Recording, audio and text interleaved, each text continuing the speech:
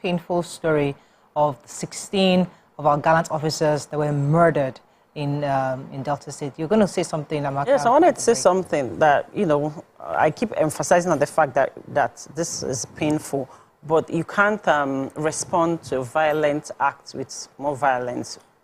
Like you mentioned, you rightly mentioned, we live in a civilized world and a civilized society. This is 2024. All other options should be explored first. This should be like a last option that, okay, we didn't get justice for the families, they couldn't fish out the perpetrators, and then the people now got angry and then decided to raise down communities. You don't just wake up and start raising down communities and start raising down a state or a country or blow up. No, as in... well, the military itself is a violent, well, it's created for such. That's the role of the military, to defend, and they have ammunition, they have arms, and that's a part of the tools they use to defend communities. Now, it's not just about those communities, it's about the message is sent even to the larger Nigeria, that can this entity called Nigerian Army defend us? Can we do it? Does it affect the integrity? So their response at this time is crucial. Not even just for the community or the neighboring community, but to the psyche of Nigerians. That can we, because right now it's looking like whoever it is that killed these people have the upper hand. They're able to defeat our military, which is the entire integrity of the Nigerian Army. The Chief of Army's Defense Staff statement is that this is being investigated. The Army has not owned up to raising the community. Yeah, but you cannot say for a fact, sorry, Amaka, that the Army was behind the raising of the communities. It could also be a cover-up of evidence by the community. Oh, okay, quickly, everybody leave, destroy. It could be them. These communities also. It could be, but the military has not stated that. And they are the unknown gunmen. Unknown men have cost us a lot of things in this country. We cannot. Okay, I have a caller from Plateau State. I'll come to you. Good morning. I think I lost that call. Go ahead, Mariam. Yes, I was going to say that. As the world, we're here talking about Israel and Gaza and Hamas and no Hamas. We woke up to news of some Palestinians having killed and kidnapped some Israeli youths. And since then, Israel has put fire upon fire on Gaza. And the cries that we hear from Gaza is there's a difference between Palestinians and Hamas. Israel is saying, as far as I'm concerned, Hamas all of you are the same. And we have strong voices here in our country that have spoken against Israel. And then what are we saying here? What I'm saying, right, and I'm going to say it till the end of this show and forever, we have to find a different way of dealing with this. The number of innocent lives is enough. Nigerians have gone through so much. Innocent Nigerians keep suffering for the ills of the wicked. The wicked keep getting away with a lot of things. That's what I'm saying. Give the innocent people time, space. Let them thrive as well. The soldiers that were killed, the innocent soldiers, they did not deserve that. I get it. Now they have left families behind. I get it. If we do the same on this side, innocent families and everything to be left behind, why do we want to compound issues? My problem is we are compounding the problem. We have to solve it. And in solving it, we need to minimize, the numbers of people, the people that are involved in this case. Minimize the collateral. Do we understand what we're saying? We're talking communities. I'm not saying they went on a particular. They're not saying they went on a particular street. Communities. Do we get it? Let them just enter Surulere and just raise it. That is a community. Or enter Ikeja and raise it. That's what I'm talking about. So maybe sometimes we just see huts and we think it's just one or two huts and they have moved away. No, these are lives, livelihoods, innocent, and I'm talking about the innocent lives. The Nigerian military can. The Nigerian military can find who these people are. They have done even bigger investigative work than this. This thing that has happened is more about sending a message. And I get it. It's to say, don't mess with the military. And I'm saying, should we do that at the cost of innocent lives and property? That's mine. Okay, what I want to say is this, and in response to what you said, that the military, they have their machines and everything, and they need to send a message. Do you know you can be so powerful and you send the message in a different way, right? I hold you to high standard. If I give you a gun, if I give you ammunition, the Nigerian Army should be held to that high standard. because they have weapons. Are you trying to tell me that whenever the Nigerian army, that, their duty is to protect, whenever they are provoked or something, what things will happen? Yeah. That they should just blow up everywhere, or maybe, okay, you said that they haven't taken responsibility for this, but, they should be held to high standard that you can't just act because you can act. When situations like this happen, you take a step backward. You think, you investigate. The Nigerian army can fish out every single person that was involved in this barbaric act. It is nothing to them. Easy. It is easy for them, right?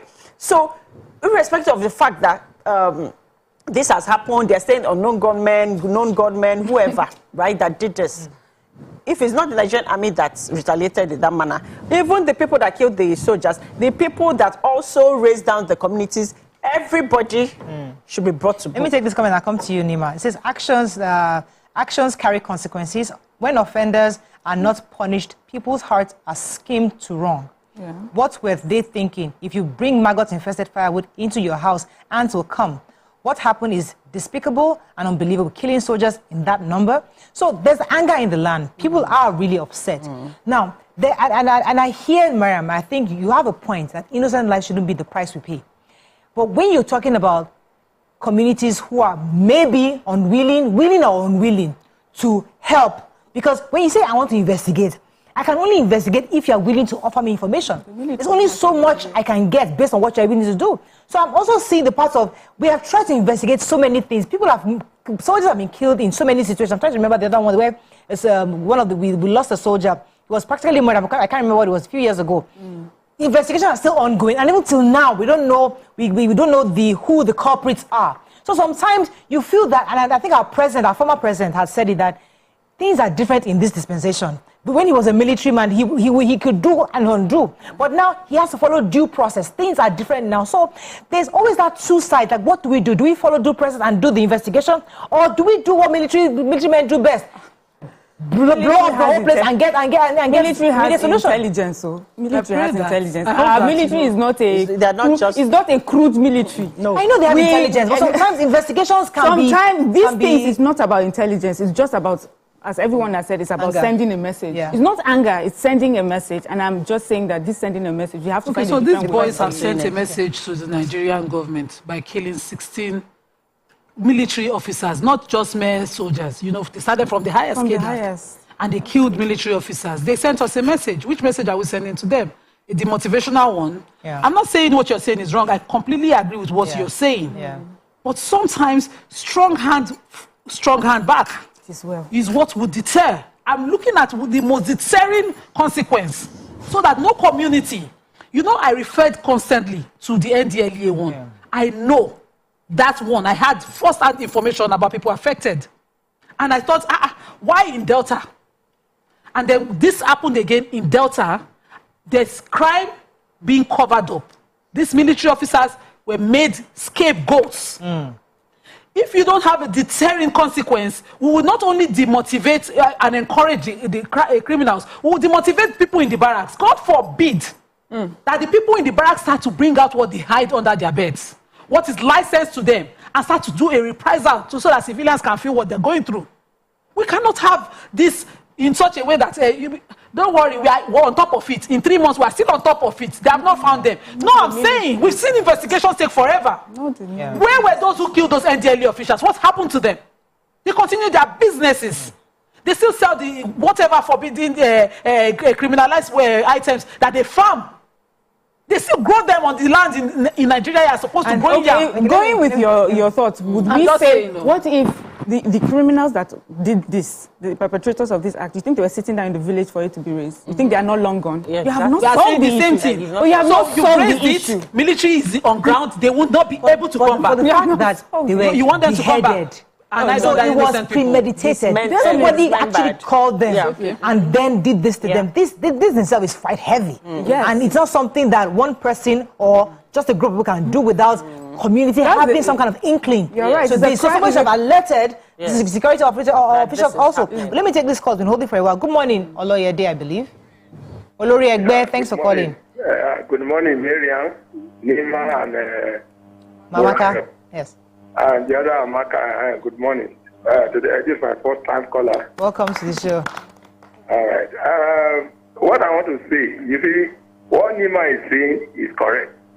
What brought Nigerians to this level we are today is because we don't take action when things happen. We don't take action. That is why we are here today. You can see every time, everybody, criminals are everywhere. Nobody is doing anything. That is what is happening. I'm an Edo man. Nyma is my sister. We are from Seven Edo North. We don't take nonsense. I don't know they take last, carry last. If I'm in the show of Tinubu today as I'm talking now, that place is gone forever and ever. It will be in history. Thank you. I mean, one of the things I like about this show is that we're able to see different views and perspectives. So there are people who believe that even if it's one child that is saved, that even if it's one family that is innocent, they deserve the life to life because they live in that community and they shouldn't have died.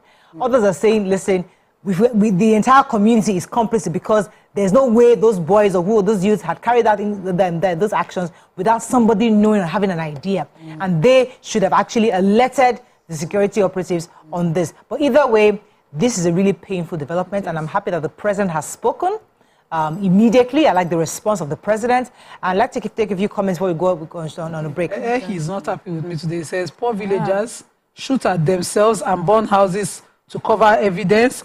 Anyway, fair point. Army has this owned up, even though it sounds right out of their playbooks, but you should extend their this magnanimity to the communities. The general says he drew a map of the area, and he says the ritualists will not go to Bayelsa, that's the long green line, because it is Ijo. The army should focus on northern Ughelli, which is Urubu. These odds are likely hiding in the swamp forest between Ughelli north and south. Well, you see, the bigger picture, Amaka, is the fact that these are oil-producing communities. This is where Nigeria's wealth is, and there are bigger consequences for these actions.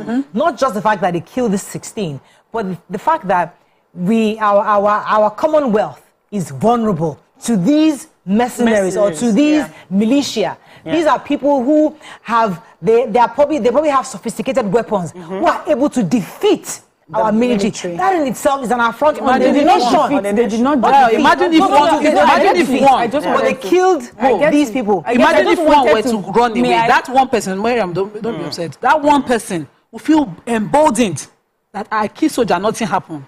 Will continue that. They will not get away. No, so they will not get away. This is what I'm trying to say. Yeah. See, our military is tough. Our military is highly intelligent. Our military is, highly equipped. I believe that they can do an investigation and and find out who these perpetrators perpetrators are.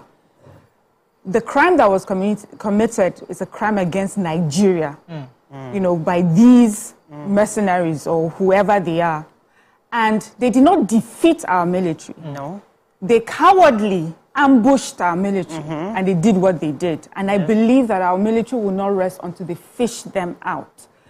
I would say again, I reiterate, that whenever the military wants to show their power or send a message, remember that there are many Nigerians like me and so many others who are constantly praying for the military, who are constantly supporting and being loyal to the military. And sometimes we find ourselves in communities that, they are doing things. What do you think about us when you do this show of force? That is what I'm asking. Do you think about innocent Nigerians who support you, who are prayerful for you, who are loyal to you?